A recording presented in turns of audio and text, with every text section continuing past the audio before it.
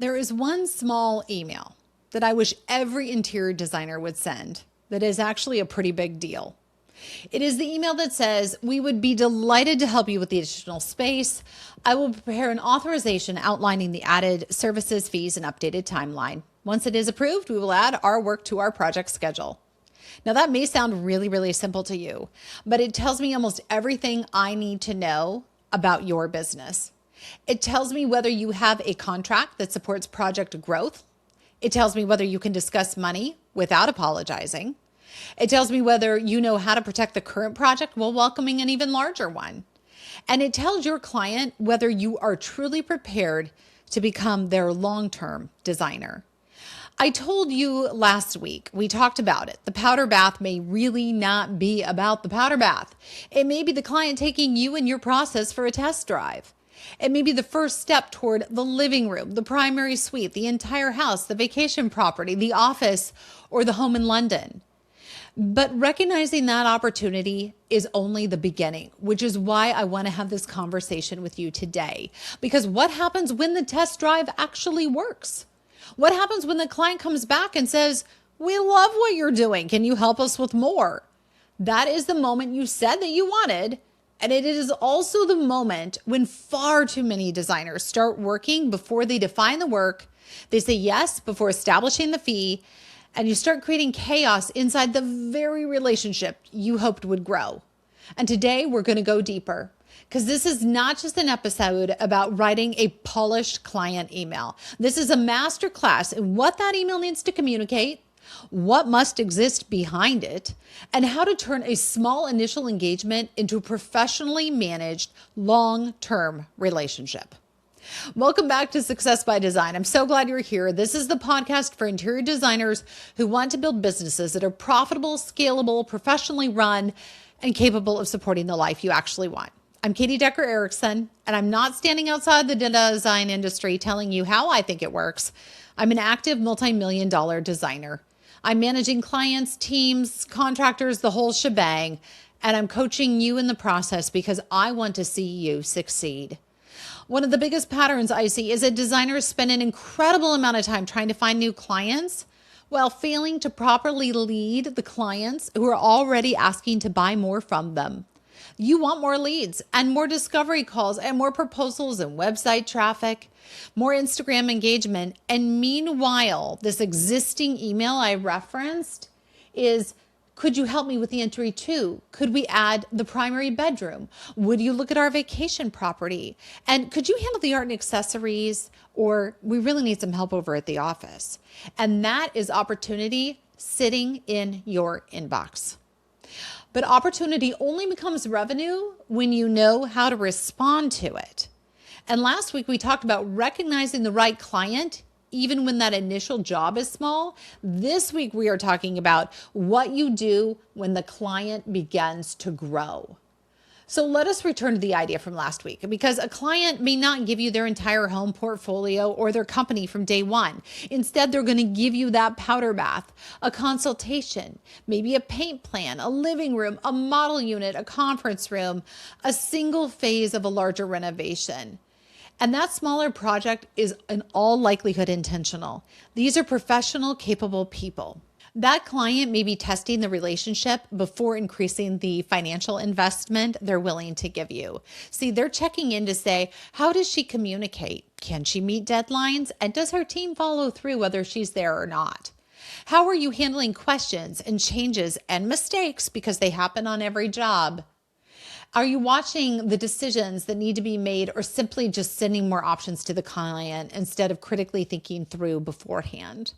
See, they're watching whether working with you makes their life easier or more complicated. And the real test is not only whether they like the finished space, it is whether they liked the experience in getting to the finished space. Did they feel informed along the way? And did they understand what was happening next? Did they trust your recommendation? And did you coordinate those details so they didn't have to? And did you show up as a professional and make them feel that the project was under control? When the answer is yes, something very predictable begins to happen. They're going to ask for more. And that is where this week's conversation begins. Imagine that a client initially hires you for the living room and the dining rooms. You consider turning them down because, it's not a whole house project like most of the coaches in this space preach about. But you followed the principle we talked about last week. You evaluated the client, not just the square footage. See, they valued design, they respected your process, and they had those resources to invest, and they appeared to have future projects. So they were the kind of people you could imagine serving for years. And as a result of that, you accepted that project and you followed through on your end of the deal. You designed the space well and you made strong recommendations. You communicated clearly and you kept that project moving. And now the client can finally see the direction taking shape. And then the email arrives in your inbox. Everything is looking so good. Now that we can see how the living room and dining rooms are coming together, the entry feels completely disconnected. Could you help us with that space too? We're thinking a new light fixture, a console, rug, artwork, and possibly a different paint color. See this right here? That email in your inbox is the moment. The test drive worked. The client trusts you. They see the value of extending the design and they are inviting you deeper into the project. And this is where so many designers in our industry mishandle it right out of the gate. They respond, "Of course, I will start putting together some ideas." Now, this sounds helpful and responsive and enthusiastic, but it is not leadership. You have not defined what the client is buying. There's no fee associated with it yet. You've not evaluated the timeline or even checked in on your team's capacity. You've not determined whether they want design only, purchasing, installation, styling, contractor coordination, or the whole shebang. And you've not considered the effect on the existing project. You just simply started working because you were as excited as they were. But hear me loud and clear, that is not how a professional firm receives an opportunity. When the client asks, "Can you help us with the entry?" they're asking more than whether you can select a console table. They're also asking, "Can your firm handle more responsibility? Will adding this space make the current project chaotic? Do you have a process for this? Can you tell us what it's going to require? And can you help us make the right decision? Will you make the expansion feel organized? And can we trust you with something larger?" See, your reply answers all of those questions. And a casual response communicates that the work is actually going to be handled casually, the last thing that you want. A defensive response, by the same token, communicates that your business may not be able to adapt. An apologetic response communicates that charging for professional work makes you uncomfortable. Whereas a clear, confident response communicates that project growth is something your firm is prepared to manage and welcome with open arms under the right circumstances and parameters. So here is the email right here that I wish every designer would send. "Hi, Sarah. We would be delighted to help you complete the entry. I agree that connecting it to the living and dining areas will create a much more cohesive result." Right out of the gate, you're acknowledging them. "I will prepare an additional services authorization that includes the entry design, lighting, furnishings, artwork, rug, and paint recommendations. It will also outline the additional fees and any adjustments to the project timeline. Once we receive the signed authorization, we will add the entry to the project schedule and begin that phase of work. In the meantime, our team will continue moving forward with the approved living and dining room selections so that those orders remain on track. You can expect the authorization form from us by Wednesday." That right there, folks, that is the email. It is warm. It is clear. It welcomes opportunity. It establishes value. It protects the existing project. It explains your process, and it tells the client exactly what happens next. Can you imagine receiving that in your inbox? How would you not want to sign, right? Let's break it down and why every line matters. First of all, you're going to welcome the opportunity. We would be delighted to help you complete the entry. You wanted the relationship to grow. So when it does, sound like you are ready for it. Do not begin with, "Well, unfortunately, that was not included." Don't make the client feel that wanting more of your expertise has created a problem. You don't want to sound irritated that that smaller project is turning into something larger. Instead, we want to welcome that opportunity. And also, that does not mean you start working for free. It means you're going to communicate that your firm is open to expanding the relationship through the proper process. You are saying yes to the possibility of work. You are not beginning the work. That is a key distinction, especially at this stage. All right, line 2, you're going to reinforce your professional judgment. I agree that connecting it to the living and dining areas will create a much more cohesive result. This is where you move beyond taking an order. The client has identified a feeling. The entry seems disconnected. Yeah, you translate that feeling into a design objective. Connecting those spaces will create a more cohesive result. See, you're not just simply repeating the request, you're actively interpreting it. You are showing the client that you understand why the addition matters more to the overall design. And this is how you reinforce expertise without needing to announce that you are the expert. Your judgment is visible in the way that you even frame the problem. All right, line 3, you're going to turn that request into a defined service. I will prepare additional service authorizations that include the entry design, lighting, furnishings, artwork, rug, and paint recommendations. Clients often speak in broad outcomes. Can you finish the entry? Can you make the bedroom feel a little bit better? Or can you help me out with some art over here? Your responsibility as the designer is to translate that broad request into actual deliverables. What does finish the entry mean? Does it include measuring? What about space planning and lighting specifications, electrical coordination, furniture sourcing, artwork selection, custom framing, paint specifications, procurement, receiving, installing, styling? Whew. The phrase "help us with the entry" is not a defined service. So until you define the work, you cannot properly price it, schedule it, delegate it, or deliver it on time and on budget to your client. And a professional design firm does not price vague enthusiasm. Instead, it turns that request into a very specific scope. Now, line 4, you're going to connect the fee to the timeline. When you write, it will also outline the additional design fee and any adjustments to the project timeline. The client needs both pieces of information. Like we talked about in last week's episode, we have to look at this through the client lens. They cannot make a decision without both of those pieces. See, the fee tells them what the work is going to cost, and the timeline tells them how the decision will affect their current project. Because every addition requires resources. That's going to be design hours, administrative time, your team capacity, project management, research, coordination, review. It all adds up, right?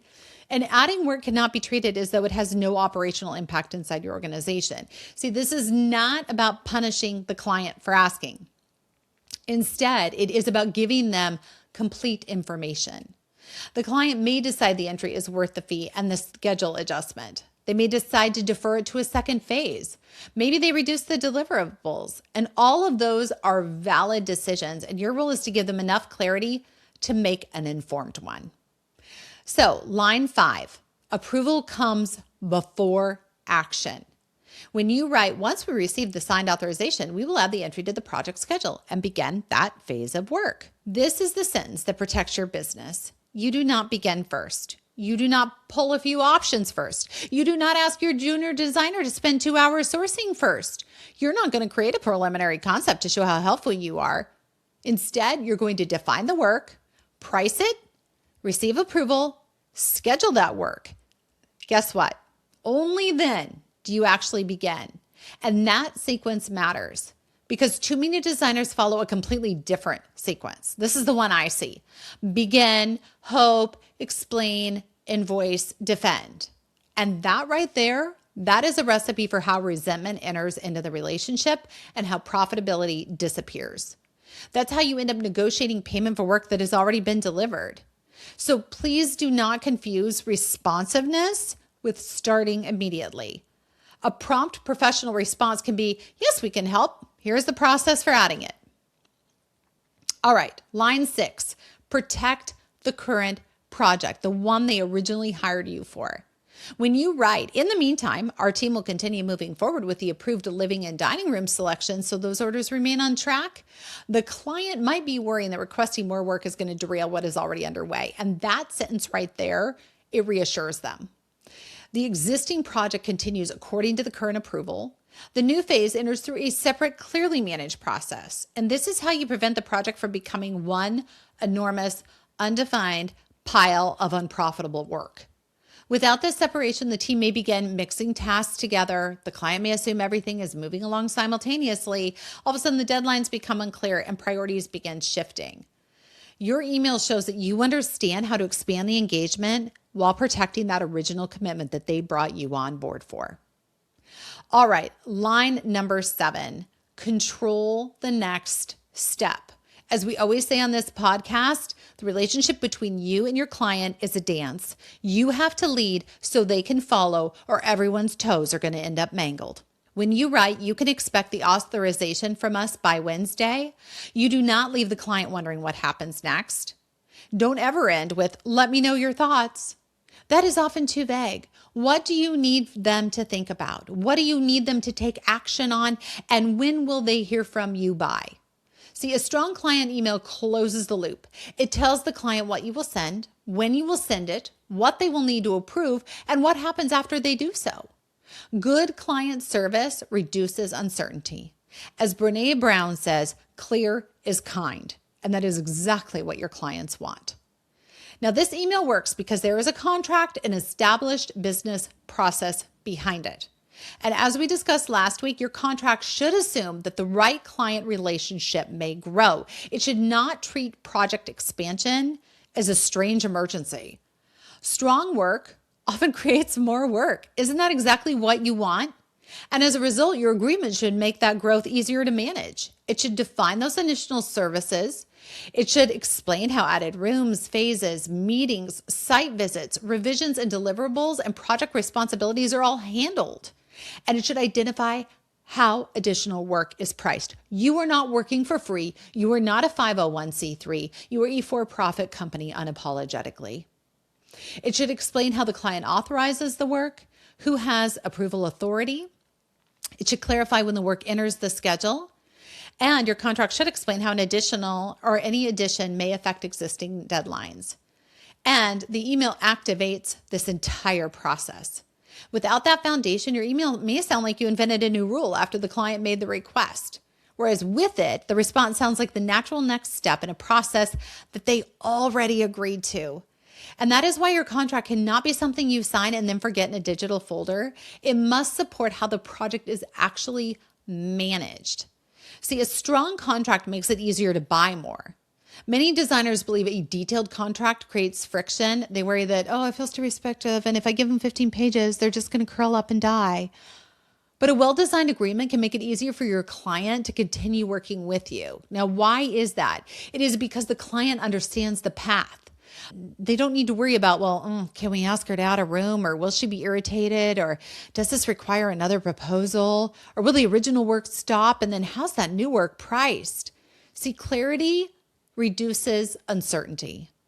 And when uncertainty decreases, buying decisions become so much easier. Your contract should not punish a client for expanding the project. It should make expansion feel anticipated and organized. I want to talk about the 4 levels of client growth for a minute and really dive into last week's episode with a framework for how these relationships often develop. And level 1 is really the test. This is the powder bath, the consultation, the paint plan. Do we like working with the designer? And they're evaluating both the result and the experience in this level 1.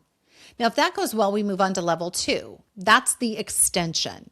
This is the entry added to the living room, the guest room added to the primary suite, the art and accessories added to the furnishing plan, and the client is now saying, we trust what she is doing, let's give her more. This is the exact moment we are discussing today. The email you send at this stage matters because that client is evaluating whether your business can expand without losing control. Level 3 then becomes that continuation. This is the next phase of the house.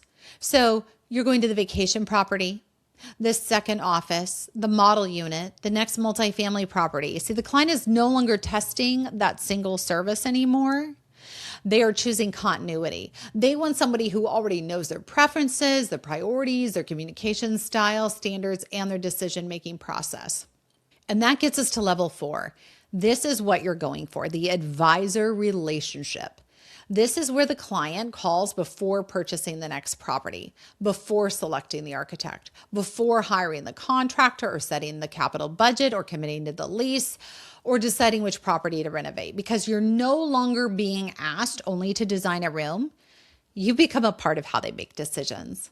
And that is where the most valuable and enduring client relationships often live. But they do not arrive at level 4 if you mishandled steps 1, 2, or 3. The first request for more is where the client learns whether your firm is capable of growing with them. So what should your client feel? When they ask for more, your response should make them feel three things: understood, confident, and guided. They should feel understood because you accurately translated their request into a design objective. They should feel confident because you have a process to support them. They should feel guided because you told them what would happen next. They should not ever feel guilty for asking, or confused about whether you want the work, or concerned that maybe their request threw your company into complete chaos, or that you're making up pricing and rules in real time. Your systems absorb the complexity so the client can experience clarity. And that is what a professionally operated firm actually does. All right. I want to be really clear. Business growth does not come only from attracting more strangers. It also comes from becoming exceptionally good at leading the people who already know, trust, and want more from you. So go back and listen to last week's episode about hiring the client, not just the job, and then look at your current client list really closely. Who may be testing your firm right now? Who has the potential to become a long-term client? Who is already showing signs that they want more help? I want you to review the email you send when a client asks to expand work. And does that sound apologetic or defensive or maybe vague or surprised? Or does it sound like it came from a professional firm with an established process? Build a template that communicates four things. Yes, we can help. Here's what the added work includes. Here's the authorization process. And here's what happened next. Then make sure your contract, pricing, team, and schedule can support what that email promises.